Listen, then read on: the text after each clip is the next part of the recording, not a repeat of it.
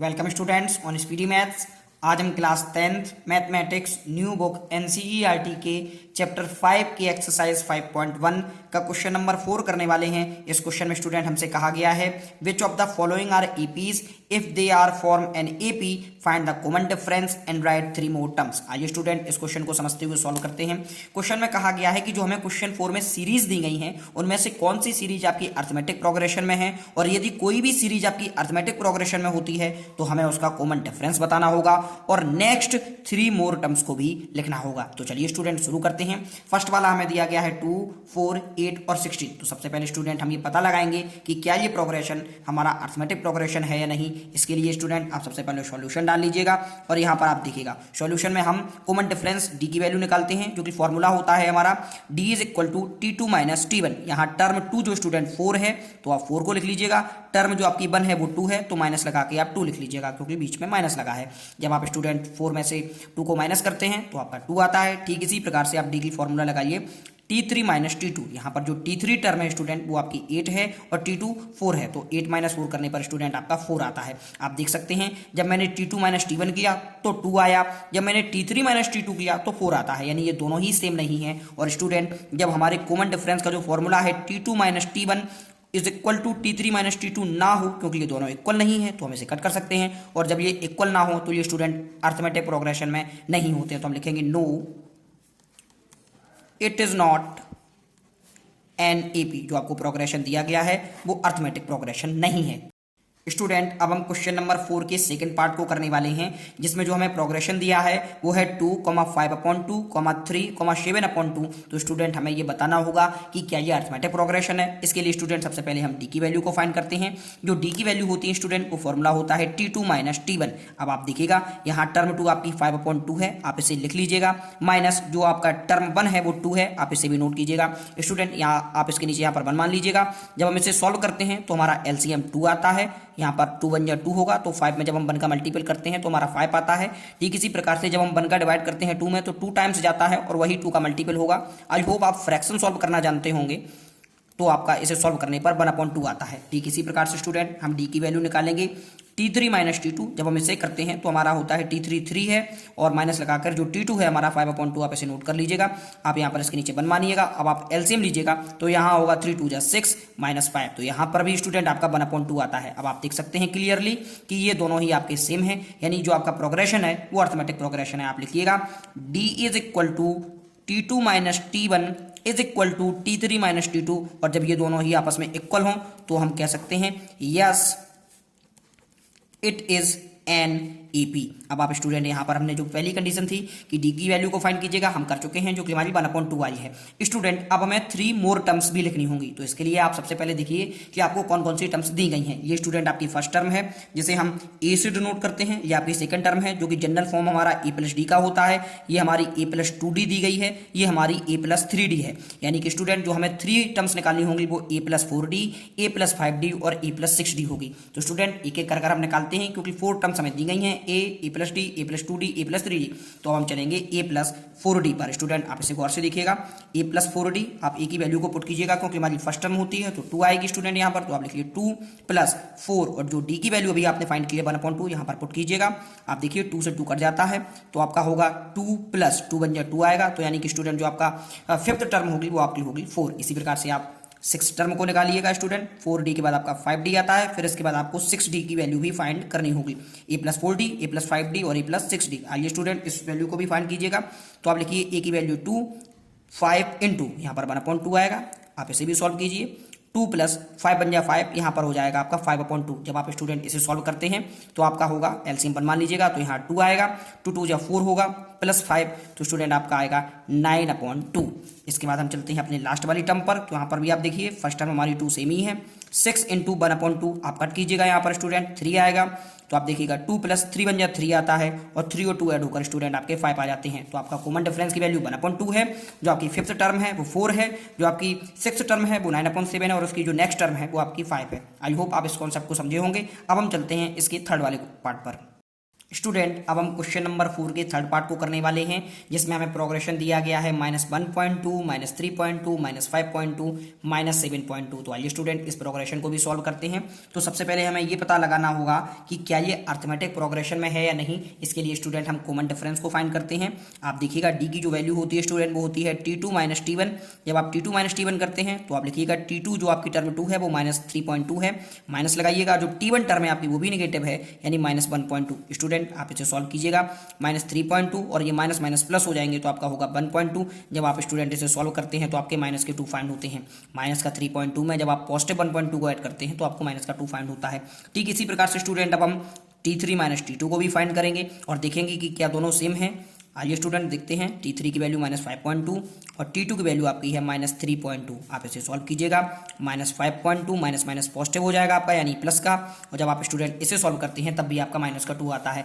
अब आप देख सकते हैं दोनों ही वैल्यू आपकी सेम है, यानी जो आपका ये प्रोग्रेशन दिया गया है ये अर्थमेटिक प्रोग्रेशन है। आइए स्टूडेंट अब हम इसे लिखेंगे D is equal to T2 - T1 is equal to T3 - T2, और जो ही हमारे ये दोनों ही बराबर आ जाते हैं हम कहेंगे yes it is an EP। जो हमारा प्रोग्रेशन दिया गया है ये हमारा अर्थमेटिक प्रोग्रेशन है स्टूडेंट। अब आप देखिएगा जो हमें 3 मोर टर्म्स निकालनी होंगी उसके लिए आप देखिए ये A है, ये A+D है, ये टर्म जो हमारी थर्ड है ये A+2D है, और ये हमारी A+3D है। ये स्टूडेंट मैंने आपको इंट्रोडक्शन पार्ट में बताया था कि ये सभी जनरल फॉर्म होती हैं अर्थमेटिक प्रोग्रेशन की। जो अब हमें नेक्स्ट 3 फाइंड करनी होंगी वो A+4D, A+5D और A+6D। तो आइए स्टूडेंट एक एक करके तीनों को फाइंड करते हैं। तो आप A+4D को फाइंड कीजिए। अब आप देख सकते हैं जो A की वैल्यू हमें दी गई है प्रोग्रेशन में वो -1.2 है। आप यहां पर पुट कीजिए -1.2 प्लस 4 इंटू जो डी की वैल्यू स्टूडेंट हमने अभी फाइंड की है -2, आप इसे लिख लीजिएगा। इसे आप सॉल्व कीजिएगा। -1.2 4 2 जो आपका होता है -8, दोनों ही ऐड हो जाएंगे क्योंकि दोनों ही माइनस में है तो आपका आएगा 9.2। अगला देखते हैं स्टूडेंट वो है हमारा A+5D। इसको आप देखिएगा ए की वैल्यू -1.2, 5 इंटू डी की वैल्यू -2। आप इसे सॉल्व कीजिएगा। -1.2 और 5 2 होता है -10। अब आप इसे जब सॉल्व करते हैं तो आपका आता है -11.2। ठीक इसी प्रकार से लास्ट वाली टर्म को भी देखते हैं जो हमें पूछी गई है। तो A+6D तो 1.2 प्लस 6 इंटू -2। अब आप गौर कीजिए स्टूडेंट 1.2 6 2 12 होता है माइनस का, तो अब आप ऐड करते हैं चूंकि दोनों ही माइनस में है तो वो ऐड हो जाएंगे तो माइनस होगा 13.2। आई होप आप इस क्वेश्चन को समझे होंगे। अब मैं चलता हूं क्वेश्चन नंबर 4 के फोर्थ पार्ट पर। स्टूडेंट क्वेश्चन नंबर 4 के 4 पार्ट को हम सॉल्व करेंगे, जिसमें जो अर्थमेटिक प्रोग्रेशन हमें दिया गया है वो है -10, -6, -2 और +2। आइए स्टूडेंट इसे भी सॉल्व करते हैं और सबसे पहले हम ये पता करेंगे क्या ये अर्थमेटिक प्रोग्रेशन में है अथवा नहीं। तो चलिए स्टूडेंट सबसे पहले आप सॉल्व डाल लीजिएगा और अब हम शुरू करते हैं। तो जो डी की वैल्यू होती है स्टूडेंट वो होती है T2 - T1। तो जो आपकी टर्म 2 दी गई है वो आपकी -6 है, आप नोट कर लीजिएगा। माइनस लगा हुआ है। जो टर्म 1 है स्टूडेंट वो आपकी -10 है। अब आप इसे सॉल्व करते हैं तो -6 माइनस माइनस प्लस हो जाएगा और यहाँ हो जाएगा 10। तो 10 में से स्टूडेंट जब हम 6 को माइनस करते हैं तो हमारा 4 आता है। ठीक इसी प्रकार से हम वैल्यू निकालेंगे D is equal to T3 - T2। जब आप स्टूडेंट इसे सॉल्व करते हैं तो जो T3 की वैल्यू है वो -2 है, माइनस लगाइएगा, T2 आपके -6 है। जब आप स्टूडेंट इसे सॉल्व करते हैं तो यहाँ पर आप देख सकते हैं ये पॉजिटिव हो जाएगा माइनस माइनस से और ये भी 4 आएगा। आप देख सकते हैं ये दोनों ही आपकी सेम है। जब दोनों सेम होते हैं तो जो हमें प्रोग्रेशन दिया जाता है वो अर्थमेटिक प्रोग्रेशन होता है। तो आप लिखिएगा yes it is an arithmetic progression. आप स्टूडेंट इसे नोट कर लीजिएगा और इससे पहले आप कंडीशन को भी लिख लीजिएगा। मैं यहाँ पर लिख दे रहा हूँ D is equal to T2 - T1 is equal to T3 - T2।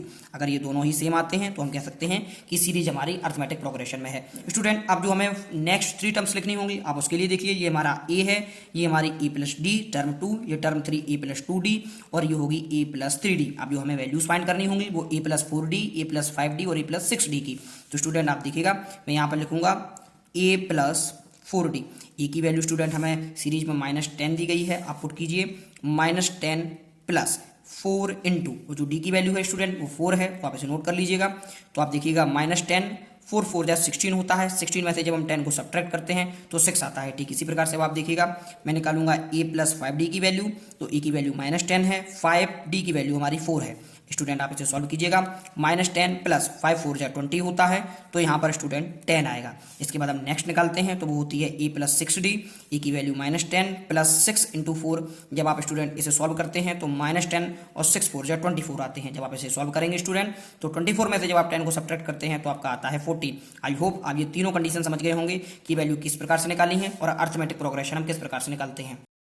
Student अब हम क्वेश्चन नंबर 4 के फिफ्थ पार्ट को करने वाले हैं। तो चलिए सबसे पहले सॉल्व डाल लीजिएगा और हमें जो प्रोग्रेशन दिया गया है वो है 3 plus root two 3 plus 2 root two 3 plus 3 root two. अब हमें पता लगाना होगा क्या ये अरिथमेटिक प्रोग्रेशन में है या नहीं। तो आइए स्टूडेंट सबसे पहले हम डी की वैल्यू फाइंड करते हैं, जिससे हमें पता चलेगा कि ये अरिथमेटिक प्रोग्रेशन में है या नहीं। तो आप डी का जो फॉर्मूला होता है वो d is equal to T2 minus T1। T2 की जो वैल्यू है टर्म 2 की वो है 3 प्लस रूट टू।